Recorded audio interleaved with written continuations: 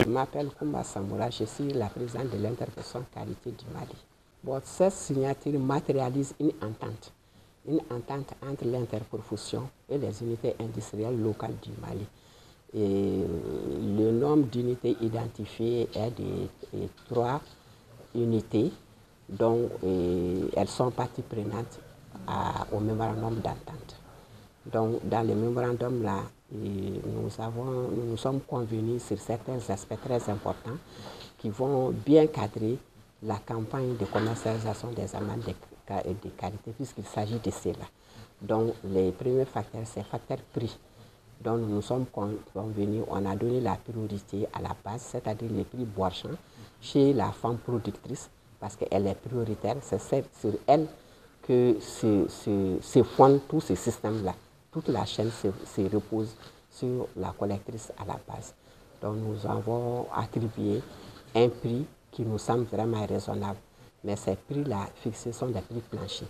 Ça veut dire que ces prix ne sont pas immuables, elles sont appelées à être changées et pour les adapter souvent à la réalité du terrain. Bon, pour l'amande de qualité, en réalité, il y a 3 qualités. La qualité biologique. Quand on parle de biologie, vous-même vous comprenez, ça veut dire qu'il n'y a pas d'engrais. Certaines conditions sont bien rappelées. Il y a la qualité améliorée par rapport à la méthode traditionnelle de traitement des amandes de qualité. Et il y a la méthode, l'amande conventionnelle aussi, ça veut dire l'amande tout venant. Donc nous avons ces 3 qualités-là, ces 3 catégories d'amande. Mais dans notre entente, nous avons travaillé seulement sur 2 qualités. Ça veut dire l'amande conventionnelle et l'amande améliorée. Donc par rapport à ces 2 amendes-là, nous sommes convenus sur certains paramètres qui déterminent la qualité vraiment de l'amande. Pour la qualité améliorée, il s'agit du taux d'acidité, du taux d'impurité, du taux d'humidité, du taux de peroxyne et du taux d'humidité. Je crois que j'ai cité ça. Donc ces paramètres-là la qualité de l'amande se détermine à travers le niveau de ces paramètres. Elles le savent déjà parce qu'elles sont formées. Il y a eu assez d'actions envers ces femmes productrices-là. Depuis plus de 10 ans, plus de 20 ans, l'État même a beaucoup fait. Il y a eu beaucoup de projets. On avait un projet Carité, qui est un projet étatique. Maintenant, aujourd'hui, ce projet-là est devenu un programme, donc qui couvre toutes les zones de production de Carité au Mali. Il y a eu aussi des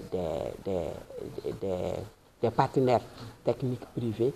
Je vais citer ici la SNV qui a beaucoup fait dans la formation, les PAFA qui a beaucoup fait, les PACAO qui a beaucoup fait, et le projet de résilience qui a beaucoup. Il y a plein de projets qui ont travaillé à côté de ces femmes-là pour assurer leur renforcement des capacités par rapport à l'amélioration de la qualité de l'amande.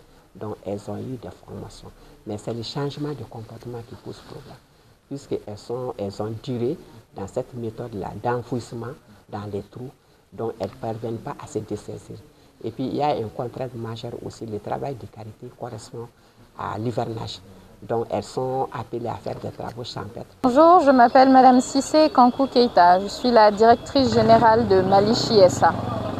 Mali Chiesa est la première unité de transformation de karité au Mali. Notre activité consiste à nous approvisionner en amandes de karité, à les transformer au niveau de notre usine, soit en beurre de karité ou en tourteau de karité. Le document signé aujourd'hui est un mémorandum d'entente entre l'interprofession de la filière karité et les unités industrielles locales au Mali qui transforment le karité. Donc il s'agit en fait de sceller les accords que nous avons discutés lors des différentes sessions de concertation. Il s'agit notamment de fixer un prix pour les collectrices afin de leur procurer un revenu décent. Il s'agit d'assurer bien sûr l'approvisionnement des unités de transformation en matières premières et bien sûr d'améliorer la qualité des produits disponibles au Mali. Effectivement, les femmes qui collectent le karité sont vraiment à la base de cette filière. C'est grâce à leurs efforts que nous pouvons, nous, industriels, transformer cette matière première-là. S'il n'y avait pas des femmes qui se levaient à l'aube pour ramasser le karité, aujourd'hui, des usines comme celle de Malichi n'existeraient pas. Donc cette femme-là elles ont la première place, si je puis dire, au niveau de ce mémorandum d'entente parce que les prix qui ont été fixés, les prix planchers, ont été fixés à leur niveau. C'est pour qu'elles puissent avoir l'information sur tout le territoire national qu'elles bénéficient d'un prix plancher. Et comme on a dit, il s'agit d'un prix plancher. Ça veut dire que le prix peut aller au-delà de ça, mais c'est un minimum qui leur est garanti. Il y a deux qualités d'amende. Il y a l'amende conventionnelle et l'amende améliorée. C'est la première fois au Mali qu'il y a une distinction de prix et qui valorise le travail de la femme qui prend son temps pour améliorer la qualité de l'amande qu'elle produit. Donc le prix plancher qui a été fixé pour l'amende conventionnelle est de 175 francs sur tout le territoire national. 175 francs bord champ au niveau de la collectrice elle-même et 200 francs au niveau de la coopérative.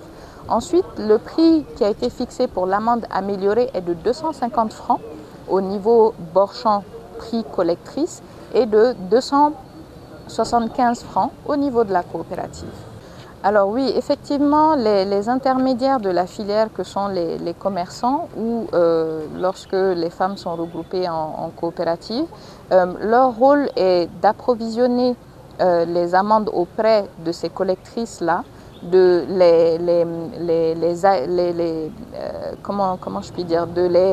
de les rassembler, de les tarer et de pouvoir les acheminer au niveau de l'usine. Parce que nous, c'est vrai que nous avons des agents sur le terrain, mais nous ne pouvons pas couvrir l'ensemble du territoire malien.